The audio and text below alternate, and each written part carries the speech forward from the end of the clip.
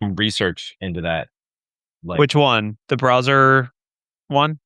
Yeah, just about like what I could get from A browser. a browser, yeah, right? It's a lot, but it's also not a lot. You know what I mean? It's like on, I don't know. It's one of on those. some level, it's not that sensitive that you're using, the Grammarly add-on or whatever. But it's super at scale, at scale, I will say that's where I was going to go. Yeah. Yeah, as soon as you get like the big enough, then you can sell it, right? Like you can sell it. You can say, "Oh, I can tell you exactly what other 1Password. Oh, by the way, you also use Bitwarden, or like, did you know 70% of your users also have a VPN app, or I don't know, something like that." I don't know, something. There's so many insights you could gain for sure. Yeah, I think that was really what I kind of came from that, right? But all right, so it's 4:20. Let's smoke some weed. Yeah, it's getting so high. We're never gonna come back. Or actually take an edible, because who smokes weed these days? And we have all this technology at our. Isn't an edible twice as potent though? Oh no, it depends. No, it depends. It depends. You can get it. There's no going back. That is the downside of an edible. Once you commit, you're there for the ride. You're in for the ride. Y'all are crazy talking about this on recorded. I wish it was 6 hours. No, it can be up to like 48 hours if you do badly enough. 48 hours. What the? Yeah. If it takes you 48 hours to come down off of a high like that, you've eaten they make more than you trust should me. have. So the thing about this culture is that it's a high tolerance building drug, and so the people who actually are chronic users need these absurd doses of edibles. And so if you're friends with someone who's a chronic user and they offer you an edible and it's like a 50 milligram edible, you're going to be gone for a couple. That would knock me up. Do that. Yes, you're going to be gone for a while and you can't come back. Yeah, it depends. It also depends on people's metabolisms and stuff. But yeah. Sure. When it comes to chemical uptake, inhalation is always the fastest. Liquid is faster. Solid will take a little bit longer. And then suppository, the true fastest. Yeah. Oh. I wasn't going to go there, but hey, it's you, Ham. It's you, Corey. I got you. I'll go there. I know. We know that's how Corey gets stuff done fast, right? That's it. That's all I have to do. The AI summary is going to be like, "This is now for adults only." Exactly. Yes. Speaking of big companies wanting to moderate this at this point, they're definitely putting us in the MA, mature audience only category. Yeah, I still can't get over it. I mean, I grew up in the day when it was the devil's lettuce, whatever, and walking into a dispensary and being able to legally buy stuff is still a trip. Yeah, there is a dispensary walking distance from my house, and it's across the street from the police shooting range. Well, that's a way to keep people mellow when they're using firearms. Calm you down. Yeah, I mean, I live in Portland, which is like the most drug-focused city that I know. It's like the greenest city known to man. Yeah, there's like billboard ads that are so funny. They're just like, 90s fonts, and it'll just be like, "Good weed."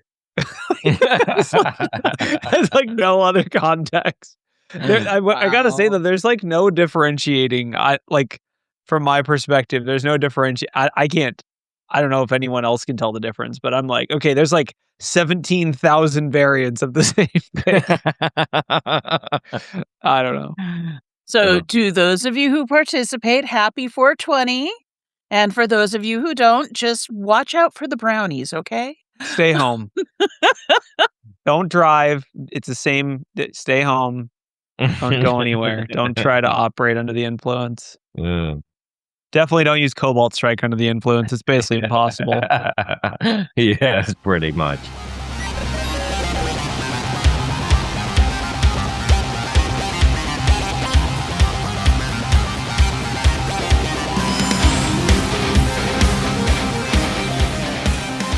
Wow, that's a first.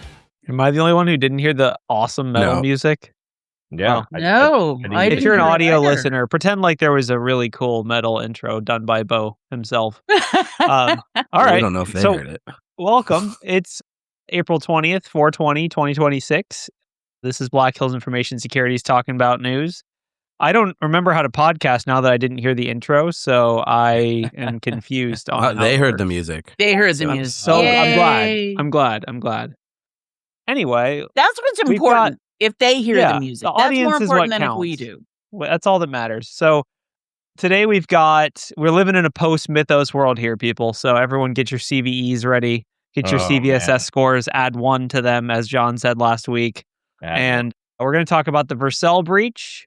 We're going to talk about Webinar TV scraping Zoom recordings. Mm-hmm. We're going to talk about cookies, all kinds of cookies. And if you're here for 420, you know what kind of cookies we're about to talk about. And I think, I don't know, just some fun things happening. So I guess let's start with Vercel. That seems like the highest profile thing. Wade, you said you've been working this one, just in it. Is it bad? How bad is it? Just throw me out there. Gosh. No, like we weren't affected. I don't know if I'm allowed to say that on stream, but well, I think you just did. Well, okay. More importantly, what is Vercel? Wade, what is Vercel? What does it do? Yeah, that's what took me a while to figure out too. I think Ralph knows what Vercel better than I do. But I do know secrets can be stored in Vercel, and secrets now must be rotated that were in Vercel. There was a flag in Vercel that said if it was sensitive, you were cool. If it wasn't sensitive, you weren't cool. You needed enterprise level Vercel in order to have logging, which is a recent thing. So, wait, Vercel is a cloud AI company. Well, no, hold on. So everyone's a cloud AI company according to them. Okay, yes, Bronwyn, you are correct. Everyone is a cloud AI company, 100%. Well, no. I went to Vercel.com and right away it says build and deploy. Okay, but that's the AI same cloud. Come on. That's the same thing it says on allbirdsshoes.com. Anyway. But that's only because they shifted over from shoes to AI, which makes no sense whatsoever. I can't wait till Skechers does it too. What Vercel is essentially it's a hosting service for front end platform as a service. Yeah, right. They're a hosting service for front end frameworks, right? So if you have a website and you could host it on Vercel. We personally use Vercel for my front end, right? So they host the front end of the website, and then the back end, which is the API, is hosted totally somewhere else, right? So now that's not how everyone does it. If you have a node-based application, you could have the front end and the back end in the same application, and Vercel will gladly host that for you, as well as many other services that can do that, including Cloudflare, just to mention a few. But Vercel is one of the most popular for doing it. There's also a couple other ones out there that are pretty popular for these deployments. But where the security side comes in is that you can obviously upload environment variables. Now, those environment variables can be used within your front-end application. They can be used within your back-end application, however, it pieces in there. Vercel does more than just website hosting, if that, I'm like using air quotes here because it's a bit more complex. But they also do a lot of other things. But the idea is that when you do deploy one of these web applications or one of these web frameworks, that you're probably going to have some environment variables that you want to access in real time. And if you didn't mark them as secret, then they could have been exposed in this particular breach, according to Vercel.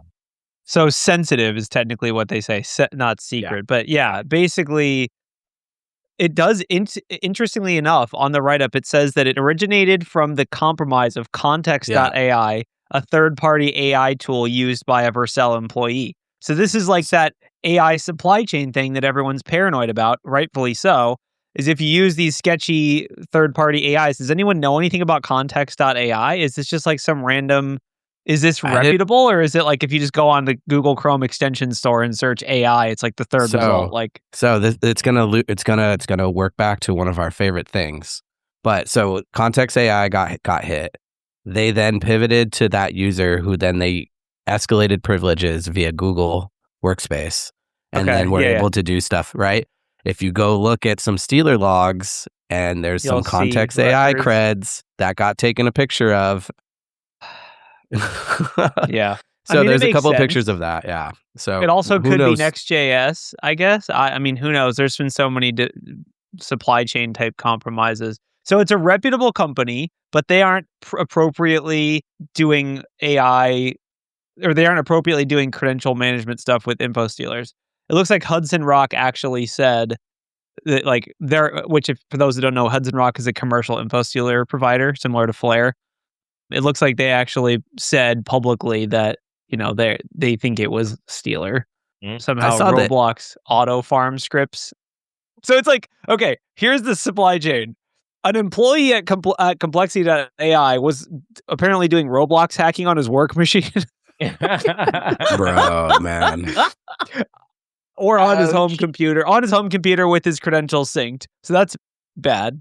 And then we have the employee at Vercel was using context.ai, which I guess were they allowed to be doing that? We don't know. But my assumption is most companies that are small, and Vercel's probably small, aren't really controlling what third-party AI tools employees are using, and that it has supply chain risk associated with it. So if you're a CISO listening to this, don't let your employees install whatever AI tools they want, no matter how much they beg, scream, and cry. And then if you're working this as an IR person, they do allow you to pull down logs for 90 days in a CSV, all the audit logs, and then you can work it from there. Good old grep. Good old grep. You got to wade through those logs. If you are going to put environment variables, save them as sensitive. Make sure you're marking any AI keys as sensitive or secure or whatever they call them. Yeah. Every platform has got different ones. Don't use environment variables. Don't do it. There's tools out there. People have been asking me this question a lot. They're basically like, okay, so you have to use environment variables sometimes. There's a lot of cases where they make sense. But basically, in security, we deal with the trust boundary. Environment variables are only good on one computer for one trust boundary. Like, that is like everyone on the computer can now read those environment variables. So if there's any untrusted programs running on that same computer, they're compromised, right? So like, you just have to keep that in mind, and you don't put sensitive things in environment variables wherever you possibly can. There's tools like 1Password and other secrets managers that can dynamically pull credentials from without storing them in environment variables. Yes. So I want to push back on that, because there's a couple things that when you actually implement that, you still have to have that key somewhere on the host in an environment variable, even with 1Password or whatever you want, right? You could dynamically pull them all you want. The hope or the benefit is that you can rotate them. That's really more important. You can rotate them, and you can audit who's accessed them, by the way. Well, somewhat, yes. But either way, the idea that if I have all of my secrets in a password manager, that they can't be compromised. That they can't be compromised. That's not true. Yeah, that's not true. And I'm pushing back on the idea that like environment variables are the only inherently bad. Yeah, no, they're inherently not. bad. They're not inherently bad. Inherently bad, but the better ways to do it, right, where you actually do implement, because I've had to think about this in process flow about like using 1Password to pull environment variables in to keep it the most sensitive as possible. The thing is that key for 1Password does have to exist somewhere on that remote host. Yeah. Programmatic access you have to facilitate somehow. And that key is going to have to get scoped to the specific amount of variables that are required, just the minimum required for that application. Well, if as an attacker I have access to that key, I totally can retrieve those variables on demand right from 1Password, right? So it doesn't necessarily stop that attack path, but what it does allow you to do, hope and benefit, is that you can revoke those faster without having to go into Vercel and change every damn one of those environment variables over and over again, right? So it allows you to one click essentially rotate all your keys without having to go fight across all of your... All right, Ralph. Doesn't Bitwarden or someone else have that too? Okay, just stop saying 1Password. Well, actually, if you want to know what is kind of the real standard for this, it's actually HashiCorp Vault. That's the one that most people use. Like, no offense to 1Password, but like in most deployments, people are rolling their own HCV instances or using HashiCorp. Yeah. Well, actually, so 1Password's offering is pretty good. They actually have two different ways to access that. You can use CLI, and then they have a full API-based setup where you can actually essentially like dole out a special server that would only be accessed through maybe a specific kind of network. So it's not even just through 1Password, and it has a whole token management system to allow you to kind of like do a middle piece in there. So you can broker that access to 1Password while not actually even exposing the interface that is required to access that key. So I want it on the record I hope that we've crossed. I feel like we've crossed over into where Ralph knows more about 1Password than Wade does at this point. Oh, without a doubt, I definitely know OP, right? Like I have it set up in several places, but like I'm over here defending things, not setting engineering. Yeah. That's the one totally thing, right? fair, dude. If you ask me to run the SOC at BHIS, I don't know how the heck to do that. Someone else can figure that out. Anyway, yeah, I think from my perspective, the IR, and Patterson, feel free to jump in here.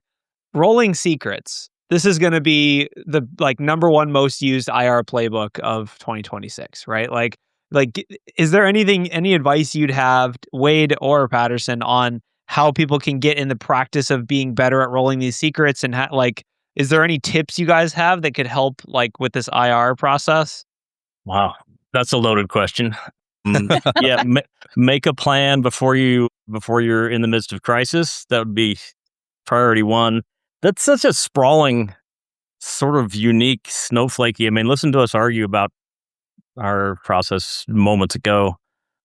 My most significant recommendation is, I totally agree, rotation of credentials is, it's playbook.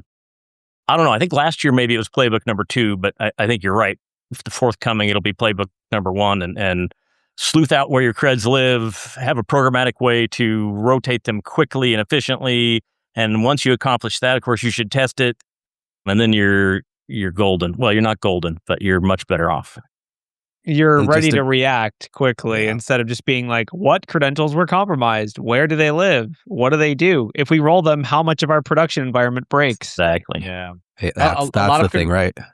I was going to say a lot of credentials are moving to like a mandatory expiration date as well. Yes. So that you everything should be. Honestly, that's a good thing you can set now before a breach happens, is just set everything to expire every 3 to 6 months or whatever interval you choose. And then you have to get in the practice of rolling them. You're going to figure out how to automate your way out of that one. Yeah, exactly. It's like, if you have users that are getting breached, which you do, and you have password expiration, and you have MFA, and you have you basically have to set yourself up in a place where, guess what? Your developers are putting your API keys into ChatGPT, into Anthropic, into Context AI, Cursor, freaking DeepSeek, whatever it is. And so you're better off just assuming those credentials are breached all the time, monitoring them for suspicious activity and rolling them on a regular basis, versus being like, no, this is the secret break glass key that lives in the secret place and no one can ever access it. I do think the playbook, a really good one, is to honestly just design rotation into your implementation, and I think you really help yourself out, when they do get exposed. So, and if you're using variables, right, it's easier to do that because all your passwords are going to be in a centralized location, and usually you can interact with them programmatically. So, yeah, and also setting limited scopes, basically. Secrets management is, if you do it well, it's going to be a pathway to the end of 2026 without a whole lot of pwnage. If you do it poorly, you're going to get popped. This is not the first, and it won't be the last, where environment variables are leaked and blah, blah, blah. There's all of other ways that environment variables can leak, by the way, or be exposed. We're talking about browser harvesting and program harvesting. Just assume any program running on your computer can read your environment variables. And there's a lot of programs running on your computer, and just keep that in mind. Anytime you export something, it's this is the Stealer Logs playbook, right? Or yes. The NPM malleable malware packet, whatever. Yeah, sure, totally. All right, what else happened? I guess we can talk about a certain teenager the guy who compromised Power School. This is a breach we talked about when it happened, but there's this pretty interesting long article in ABC News about his experience. And I don't know, it's kind of I feel like it's been a while since we've had a big deep dive into the character of a hacker.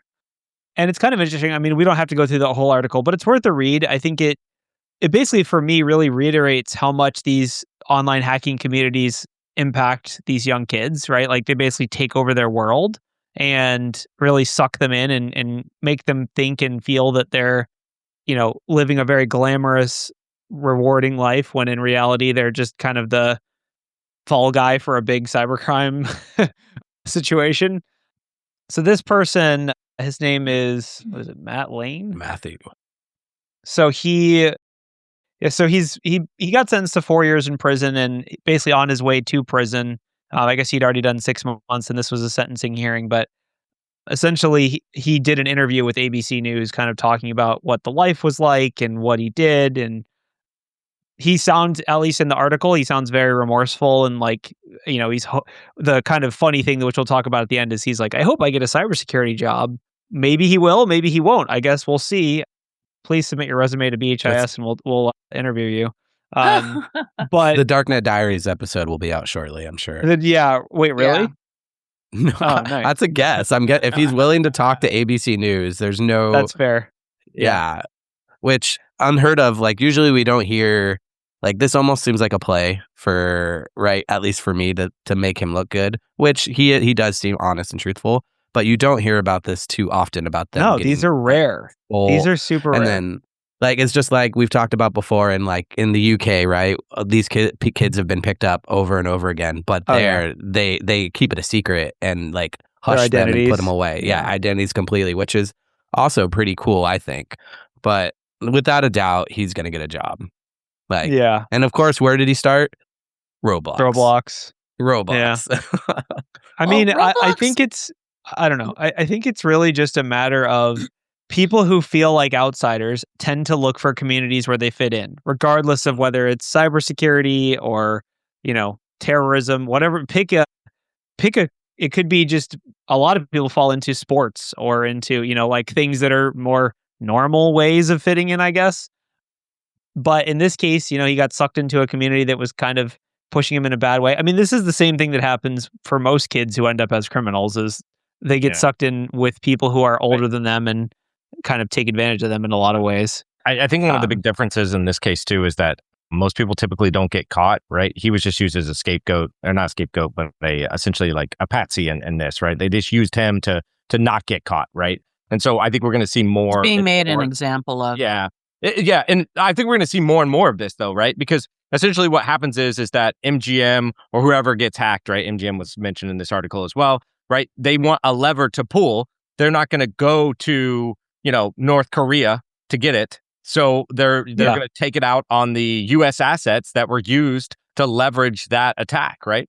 And so I think we'll see more of it, right? One of the interesting kind of notes from this is like the impact is definitely higher. So with the Power School thing, we talked about it in I think on this show, like there was an initial breach and they actually did a ransom demand and they got the ransom payment of $3 million. But then there was another ransom demand sent to all of the individual schools. So basically, like in this scenario, someone gained access to whatever server they exfilled all the data to, whether it was someone trusted or not, we don't know. But essentially they like got the data, a copy of the ransomware data set. And so, it's kind of a poster child for why you shouldn't pay the ransom because there's no guarantee that someone else hasn't accessed that data and can use it to continue to extort and do bad things. I mean, on some level, obviously there's credibility lost, but it is like kind of an interesting sort of subplot is like the fact that he unfortunately other people, even if he like has remorse and feels bad, other people have the data too and can continue to sort of drive impact from it. Even if he doesn't want to do that, other people still can. I mean, it looks like they're looking for someone else, they're looking for other people in connection with these crimes in addition to him. Yeah. The example piece too is to stop that from happening again, right? From other people being like, oh, think about this. But I will also flip the coin one more time and just say that his age, right? Being young and just impressionable and willing to do these things. I mean, people at a young age, including myself, have done stupid things that maybe you either regret or maybe it was just unsafe, right? And this is one of those examples, at a younger age, taking advantage of people who are younger, to 15-year-old. And like, unfortunately, when I was 15, you could have convinced me to do it, probably. And unfortunately, Roblox has been a known resource for radicalizing young people, especially young males, and not just for hacking. It's used for radicalizing young men for all kinds of unfortunate and sometimes violent purposes. I mean, they only went into hacking. Yeah, he may get a career out of it, someday when he gets out of prison, but yeah, they talk about that in the news, in the ABC article too, that like Roblox is basically, there's a couple uplifting parts of the article. Like one, there's a couple programs that actually go out and try to, recruit people into a community that's, fostering positive things instead of, that's kind of similar to what our community does. Obviously, we don't go out and recruit people on Roblox, but there's something called the hacking games that's like, basically Roblox based positive version of this community. The other thing that they mentioned is that Roblox specifically says they've hired several young people to help secure their systems after they participated in similar programs. So like if you're out there listening to this or, watching and reading the article, realize that there is a pathway to use your skills for good and to get paid for it, right? Like, you might get a job at Roblox, you might get a HackerOne bug bounty payout, like go the if good they ever route. resume bug bounty payouts. Well, no, they're still doing payouts. They're just not taking submissions. So okay. Well, if they ever but yeah, when they resume, well, you could still submit directly. But yeah, anyway, basically the concept is there is a good and an evil version of this story. I think 4 years is fair to me. Like that's like enough time that he'll definitely have, hopefully some time to think about what he did, but also not like 10 years, which is just like a criminal graduate program where you just go and learn how to be a really good criminal. So I don't know. We'll see what happens, but he does have $14 million in restitution to pay to victims. So when he goes to get his first cybersecurity job, he'll be like, my salary demands are quite high because my restitution demands are also quite high. I got to make $14 million a month. Sorry. So we'll see how that goes. Salary's kind of high, but Salary's kind of high, but it's only 1 month and then he goes back to prison. Do you have to pay interest on that? I'd probably, dude. I'm assuming that the system. I'm assuming the system is set up to completely block anyone from actually being reformed and just put them into a cycle of reinfracting. Does bankruptcy apply here? Does bankruptcy not apply to restitution? I don't know. I don't know. Dude. We need to get under a different. These are adult questions, dude. This isn't that kind of show. Yeah, this isn't that kind of show. Fair enough. All right. So next we can talk about Mythos. I mean, I don't know. For me, I guess we talked about it last week. Like, I've still had a lot of customers asking me questions about it. John did a big LinkedIn post about it, which we'll link to if anyone didn't see it. But basically, it's kind of the sentiments that we echoed last week on the news. I think the answer to Mythos is basically twofold. One, it's definitely hype. It's there's some hype tied into this. Anthropic's trying to maintain their relevancy, and that's just part of this. But also, piece number two is some of the claims and things are real. And I've been telling customers, you have to assume something like this is going to exist in the next, short future. We don't know when or how, but if they're basically advertising this capability, that means all the other AI companies are close behind. And that includes DeepSeek, right? Like, what was the distance between the like GPT-4o release and DeepSeek release? Like, does anyone know that off the top of their head? It was probably like, was it 3 months, 6 months? Yeah. Like, I forget. The timeline's so small for all of them right now. It's shorter than you think, basically, is what I've been telling clients. Like, this kind of a vulnerability crusher AI will exist in the next 3 to 6 months. And publicly, So basically, get ready for that. And so I guess the other follow-on article to this is that Anthropic did release Opus 4.7, which okay. So yeah, the Opus 4.7 release is actually really interesting, specifically because Opus 4.7 now has specific gateways and gatekeeper stuff built in for cybersecurity abuse. So basically, Opus 4.6, if you just told it you were an authorized pen tester, it'd be like, oh, all right, what are we doing? Are we hacking China? Let's go. Yeah. Opus 4.7 supposedly has more gateways built in that will basically force you, hey, this seems like you're doing something unauthorized. And it has its own verification model at the account level. So there's also Anthropic drama where they're requiring identity verification for their accounts, which I don't know if we have an article source for that. Someone could probably find it, but they're requiring KYC verification for all their accounts. And in Opus 4.7, you'll hit that limiter more often of it being like, hey, it seems like you're trying to do bad stuff. For us at Black Hills, if anyone's curious, you can get authorized. So you can basically tell Anthropic, we're a pen test company, we're authorized, and they'll take down those gateways. But I feel like that's a pretty good way to reduce abuse. Obviously, it's kind of a moot point at this point because you could just use 4.6, right? Like you could just be like, all right. And 4.6 is actually better in some ways, in some regards. But the point, if you go back up to the table, Megan, it shows technically Opus 4.7 is actually worse for cybersecurity by like 0.3% or whatever. So if you look, it says there's one for, what is it? Cybersecurity vulnerability reproduction. 4.6 was 73.8 and 4.7 is 73.1. So it's 0.7% worse. Yeah, they did it on purpose. They nerfed it a little bit. I watched a bunch of people essentially digest the numbers here. But the one thing, going back to what you said, Corey, is that we are still on the continual march of improvement. Yes, numbers are still getting better. And it's so fast. And that when is, I keep thinking about when is Opus 5.0 going to come out? And honestly, it could be 4 months, and that could be on the extreme version of it. And ChatGPT could come out with something even faster. And so it just keeps going. It's a steady march. I do want to say one last thing though about the gatekeeping of cybersecurity. OpenAI was a lot worse. If you asked it to do something, it'd be like, no, I can't do that. I can't do that. It really kept a lot more than Anthropic. And now Anthropic's kind of catching up, even though arguably sometimes it gets super annoying.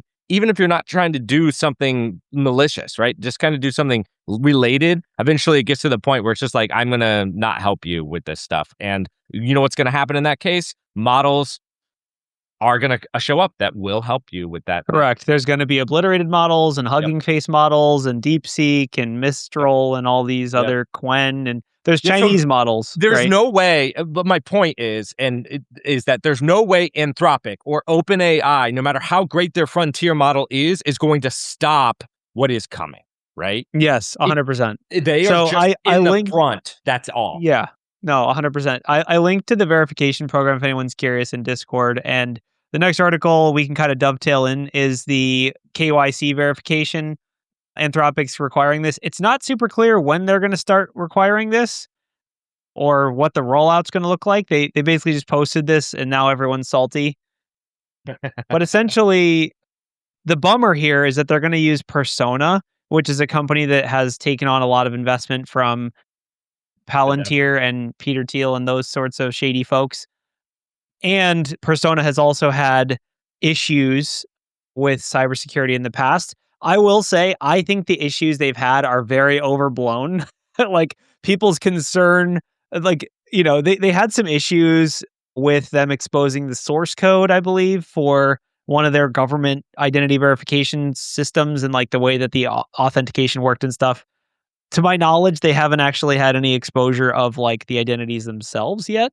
And it should be noted that this company Persona is also, they seem to be kind of the standard in Silicon Valley. That's what Discord is using. That seems to be what most companies are using. So it's not really out of band. Also, by the way, OpenAI is doing this too.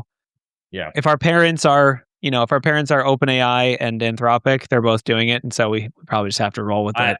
I would say get ready for KYC across the whole internet. It seems like that stuff is coming across different pieces, different market, and mainly different laws, right? In different states. It's all kind of moving that direction. And most of these companies, they're in a business, shocker, to make money. If KYC is what they have to do to stay in business, that's what they're going to do, right? So. It's just a huge bummer that we can't have a government-backed, actual state-run KYC that uses the they already have my passport, dude. I already answered a bunch of questions and gave my fingerprints away, and I some guy touched my butt. No, I'm just kidding. But yeah, I'm already a U.S. citizen. That was TMI, way different man. I don't than need got, that. Dude. Well, listen, okay, I went to an appointment and I whatever happened. It was way cheaper than normal. That's what. Yes, it was discounted. Now we know why. It's a benefit of my credit card. All right. Yeah, so basically, I mean, the point is the government already knows who I am, has my identification documents. Can they not just give me like an SSH public key or whatever? Like, yeah, that's right. Like some private public key system, or like why hasn't there been any blockchain? Like blockchain technology behind it is pretty cool and can track things. Why aren't we using that in like a more production? It's a bummer. Does that make sense? And AI. That would be perfect. Dude, are we about to make a company again? Another one? No. We've already made one company. We don't need to make another. I think there are companies or countries. What is it? Estonia, I want to say off the top of my head, that like has like a full digital identity system that's nationalized and has like voting based on that system. Like I don't know. It's one of these like small countries that you've never heard of, but they have like 10 gig internet and really good tech. I don't know. It's easier to do at a smaller scale. I mean, totally. They probably have a lot fewer than 360 or 400 million citizens, whatever we're up to these days. Yeah. I mean, you're not wrong, but still, that arguably also means we have immense amounts of resources available to create systems like this. Yeah, if we have the will. Yeah, and that's the bottom line. But breaking news. Breaking news. We got Tim Apple stepping down at Apple, so now he's just changing his name to what? Tim. What? Tim Apple. Tim Cook is stepping down after more than a decade. It's probably because he asked Siri whether he should leave, and she was like, "Yes, leave." Yeah, she was. Don't let the door hit you in the ass on the way out. Honestly, so word on the street is they're finally going to come out with a new Siri this year. No. I mean, okay, that's just powered by ChatGPT. Yeah. Yes. So no. So okay, hold on.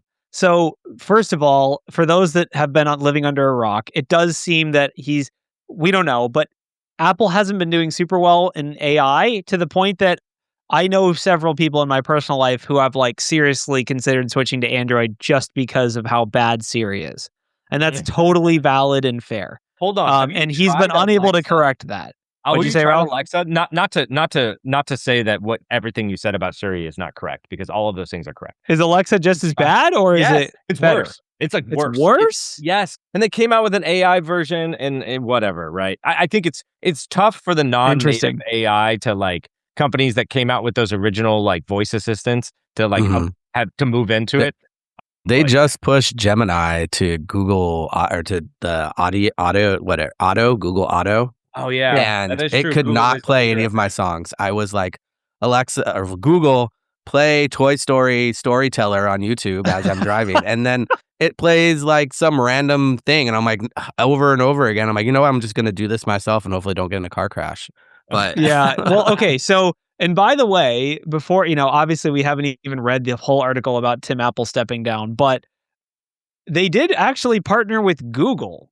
That's who they chose as their AI partner. So iOS 26, which was last year's release, they have like ChatGPT integration. And as an iPhone user, I always use it, but it also it doesn't tie into anything. But every time I use it, I'm like, ask ChatGPT basic question and it can answer it. That's as far integrated as it is.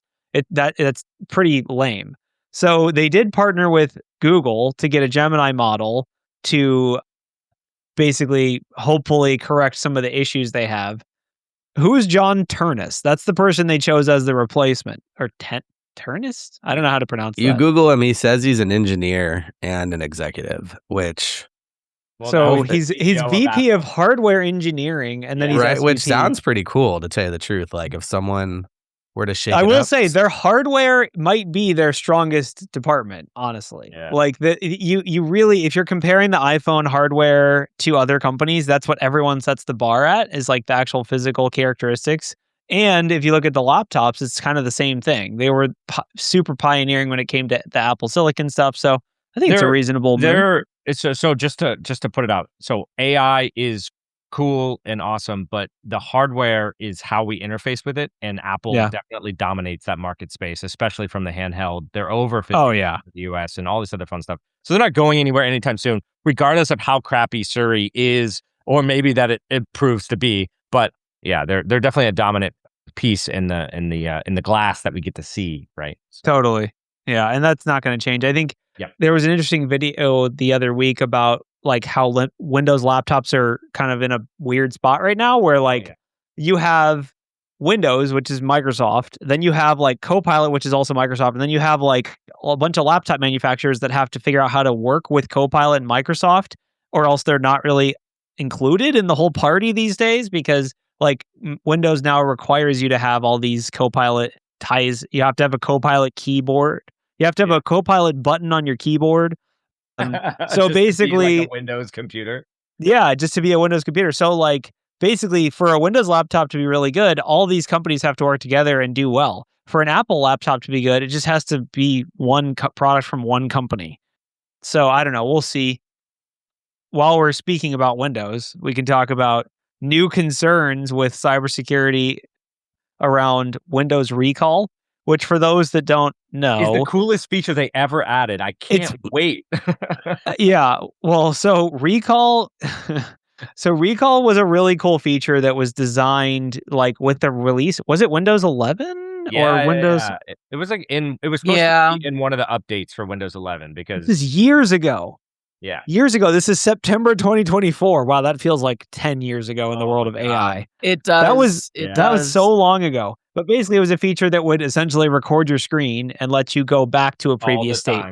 Yeah, all the time. So as you could imagine, they rolled it in an incredibly insecure fashion at first. And everyone was like, please, no. Can you not do that? And there was people were publishing tools that would extract all the data from it. It was a fun little time. And now I guess they're trying to re-release it, I assume. And not all the security vulnerabilities have been fixed. That's my assumption. What about the whole thing being just one big vulnerability? Like, like everything that there I is do that. and sending it off to, I don't know who. Like, who would use this? Who's the primary user of this? That one person who's who's like screen and let ChatGPT look at it too. Maybe that's it. Maybe it's from the AI perspective that the AI destroyed your laptop so much that you got to recall back to a time beforehand. Yeah, like it's the new version of Windows Restore. It's just one prompt. It's an AI prompt that restores all the files. It's just a markdown file that says this file lives here. This file lives here. I don't even know anyone who uses backups personally, like in their personal setups. Like, but I use backup. I will not. I don't know any data. I don't back up. I don't know any like non-techie people. We'll say that like normal, normies. Yeah, right? that's like fair. I can't see anyone. People. I can't see anyone using this. And then from a corporate perspective, like I understand it. I'm wondering if it could be used forensically, but why you wouldn't need it, right? It could, but like, would you even need it if you have access to it? If you're a decent forensicator, I would think not. I don't think you would need it though. You would just like run your normal like encase or anything to pull everything off of it. You wouldn't have to use recall. So I'm thinking. I mean, it could give you a ton of insight into like it's basically a screen recording of everything the user was doing, right? So it could give you way more insight than any of those forensic tools might. Flat out. When that they say recall stores messages, things on your screen, emails, documents, browser history. If you're using the computer and you've got recall on it, it's recording everything. With the right DLP software, though, like I have all that too. That's the thing. That's fair. But like, I think the biggest thing is just this. No one asked for this. No one actually needs no this. one wanted this. Like, okay, right now, everyone's fighting the battle of all their employees want AI. And they have to figure out how to get AI into their company without screwing up security. None of their employees are like, can I get Microsoft Recall? No one wants this. My favorite use of this is when someone calls in and says their mouse was moving by itself. And I'm like, all right, let's go check it out and recall. And be like, no, it's not moving. You're moving it. We can see it. Your use for it is just proving people are dumb. Oh, perfect. There's way better tools for that, man. Yeah, but if it's a recording, we could prove it to them. Don't move my icons. That's exactly how I like it. Don't move my icons. That's an oldie but a goodie.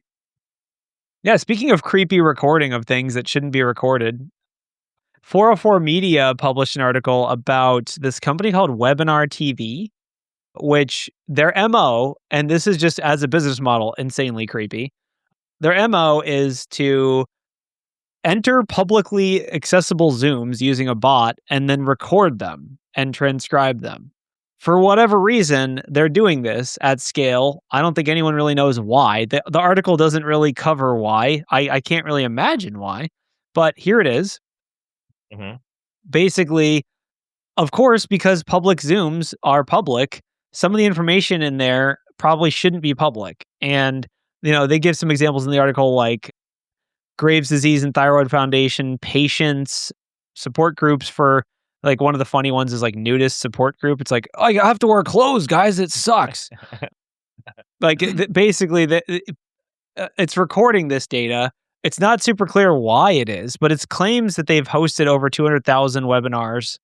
I don't really know what their business model is, but it feels like from a privacy perspective, like, do they have any lawyers that have ever even thought about this for more than 10 seconds? Like, I cannot imagine the amount of PHI and PII. I mean, I think the biggest thing is, like, if you're going to some of these webinars, just assume it is, being recorded. Being recorded by someone. Change your name to something anonymous, maybe hide your face or don't show yourself on camera. I don't know. Or just, it sucks because it's like the companies that are putting on these webinars aren't really trying to do this. They're not trying to make it, cybersecurity problem, but they are. Yeah. And so, yeah. Then basically they're also, interestingly enough, the webinar will actually like register. They can registrate, or they have people that are registering for these sorts of things and like actually submitting like forms and things to get into some of these webinars. So it's like, I don't know. It's basically super creepy. I don't know what this company is, but I think that maybe they're pulling all the data to feed to AI. Well, okay. That's One of the my things first thought. One of the things covered in the article too is that some of these public meetings or publicly listed meetings are things like recovery groups or faith-based conversations. They kind of have to be public in order to serve the population they're trying to reach, which is like if it's a 12-step group, that's always been an open meeting format. It's always been anybody can show up. Why would it be any different in a digital form than it is in a physical form? So with Webinar TV going and scraping all of this stuff, yeah, this is a huge deal. And, who thought this was a good idea? The only thing I can figure in terms of how they're making money is by advertising. Advertising, or like you said, selling the data to AI, right? It's at the end of the day, this is data mining. Like that's basically what this company does. Yeah. On some level, like you could argue, oh, it's YouTube, but it's like it's not YouTube because none of these people. The goal of this meeting wasn't to create content. Like that's not, that's not how it works. That people were just going to the meeting to be at a meeting, not to create content for someone else. So I don't know how this is legal. I don't know where they're based. I hope they go away. But on their website, there's 221,000 webinars and searching. I did search for Black Hills. I didn't see any infosec. Like they haven't been in ours. They're not in with us right now that I know of. I'm looking around. But yeah, if you do a free webinar, definitely kick these bots out. Free's not free. Free's not free. So we're kind of quick firing, but the cookie article is pretty interesting. So this is an article, again, we're 404 Media. Basically, a company called... I wasn't laughing at you, Corey. Sorry, Web X-Ray. You can laugh at me. It's okay. Web X-Ray published a report where they basically claim that all the big tech companies are not enforcing cookie tracking properly.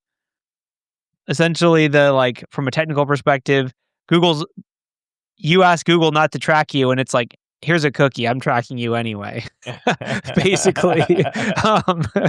And have a cookie, you're going to love it. You don't want me to track you? Here you go. Have a cookie.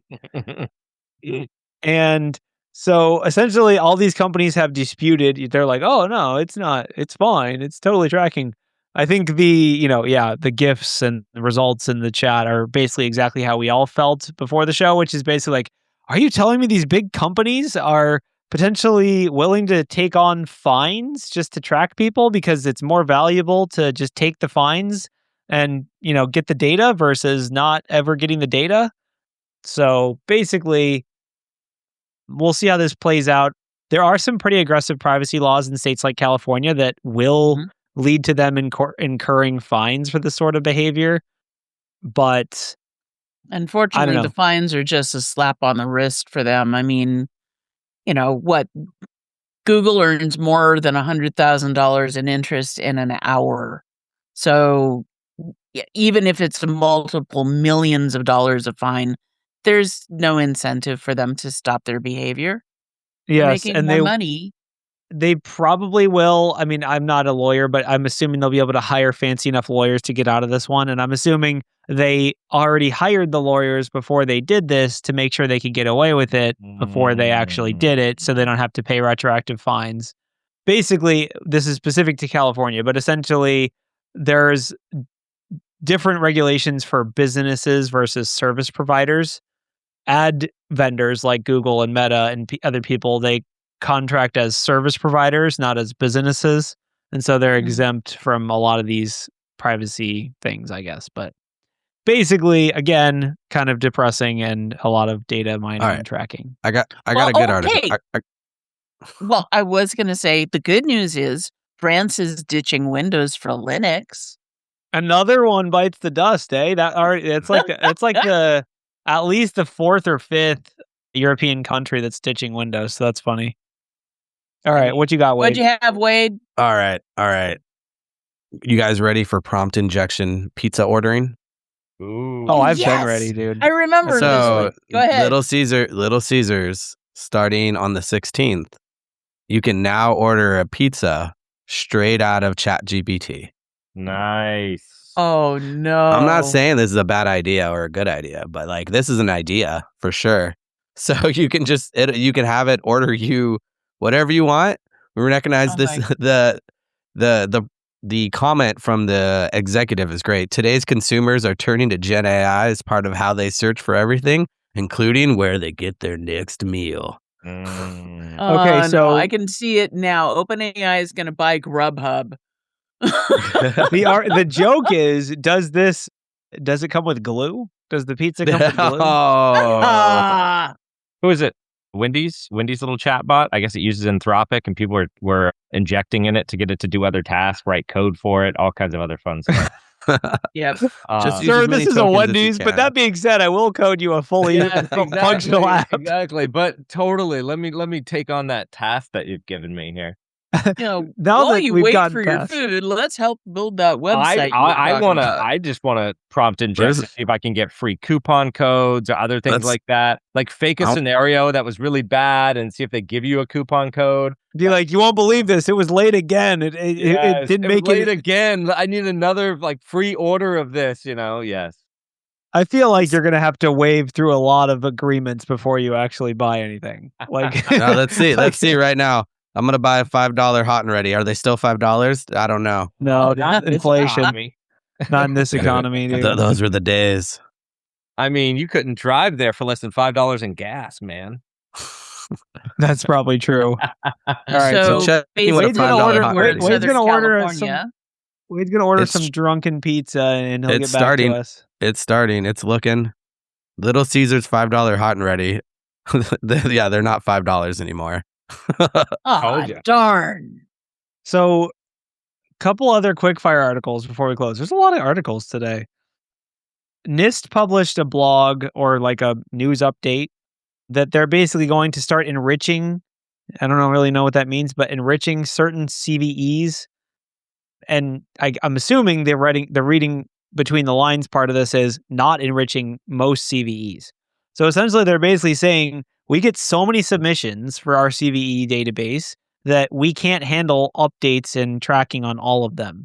And so basically what they're saying here, and this is my interpretation, I could be wrong, is that they are essentially choosing a select subset of CVEs to kind of track and update and actually keep track of. And other CVEs will not be as enriched as they previously would have been. So the gateways they're using for this are CISA's KEV catalog, CVEs for software used within the federal government, which is, probably a lot more than you would think, but not as many as, random Joomla CVEs or whatever.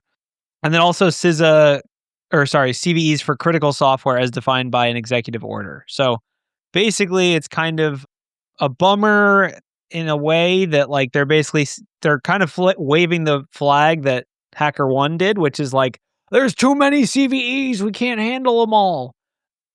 So basically, I guess the other reading between the lines here is if you're a security researcher and you want a CVE to put on your resume or for whatever other purpose, you should probably focus on the software that is in this list that's like that's used within the government, that is in the CISA KV catalog, and is software, important critical software. Well, okay, I will say, go ahead. No, all you. Oh, I was going to say, I mean, according to this article, they're saying that the CVE submissions increased by 263% between 2020 and 2025. That's got to be directly related to AI implementation. Yeah. Definitely. And, that's even before AI, the CVE system was struggling because we don't really have the kind of support for analyzing and patching problems. And we mentioned last week about how, HackerOne had the bug bounty program, but do we have a remediation bounty program? And we don't. So, but the combination of this, this sucks. I don't have a positive spin on this. It's kind of a bummer of a week. The remediation bounty is you have a job and you don't get the bounty. Honestly, though, I feel like cybersecurity was like such a wave to be riding for the last like 10 years. And then I feel like in the last couple of years, it kind of slowed down, or we were like, nah, AI is going to replace everyone. And I feel like my hope is that this year that really swings back in the other direction. And everyone's like, never mind, AI is just creating problems and we need to find people to solve those problems like now, or actually more like yesterday. Yeah. So it's like, okay, great. It's a nice idea that all of these AIs can possibly replace cybersecurity experts, but the reality is that the increased influx of exploits and the increased accessibility of being able to attack systems has wiped out any net gain that would have been received. Patterson, you could speak to this better than I can because you're seeing how it's hitting our SOC services already. Whatever it is that these companies think that they're going to save by firing all of their cybersecurity people, I'm just going to say it out loud. I think they're idiots because there's no way possible that AI as it exists today can ever address all of the things that face any organization that has a profile that could possibly be attacked by malicious actors. And if you're cutting your people and you're thinking that an AI can do it, well, AIs are great at tasks, but you need people, human butts in seats, who are doing jobs to organize and coordinate those tasks because there's too much. I don't know, Bronwyn. I think we're developing tomorrow. I think you're way off, Bronwyn. I have an AI that'll solve all the problems by just deleting the whole company. It's easy. You could solve all cybersecurity problems. That is one solution. Yeah. Unplugging and living under a rock is another solution. I mean, I totally agree with you. I think the key thing that's still, at least as of today, is still true, is that AI is going to do something. Some things are going to be smart and some things are going to be incredibly dumb. And you need someone skilled to make the decision about which is which. So. They're like drunk interns. They have really good hits and really bad misses, but you've got to supervise them. And that's what you need the humans for. I also think, and I was thinking about this because I wound up talking to a lot of friends over the weekend about AI and prompt engineering and where things are going. And I think that in the long run, we're going to be seeing the ability to work with AI, prompt engineering, machine learning, data science, all of those things. These are going to be not just nice to have skills, they're going to be required skills in not it's the only same thing as like cybersecurity, but putting in other Microsoft. fields. It's like the same thing as putting Microsoft Office on your resume. It's like, it's not really getting you anywhere, but like you do need to know it. Like that really It's table stakes. It's table stakes, 100%. That's a good point.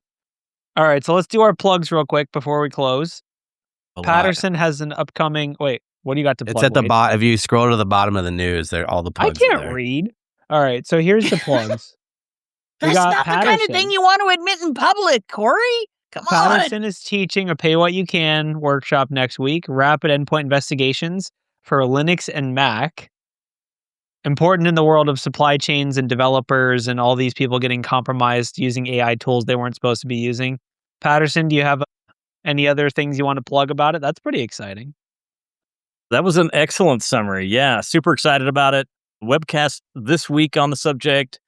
4-hour pay what you can workshop next week. Just practical tactical skills for Linux and Mac investigations. So love to see you there.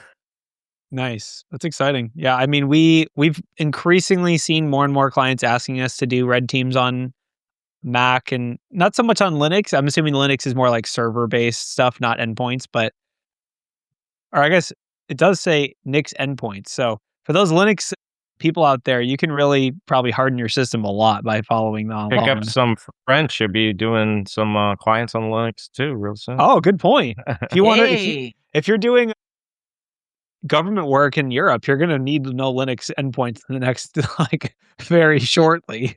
Oh, yeah.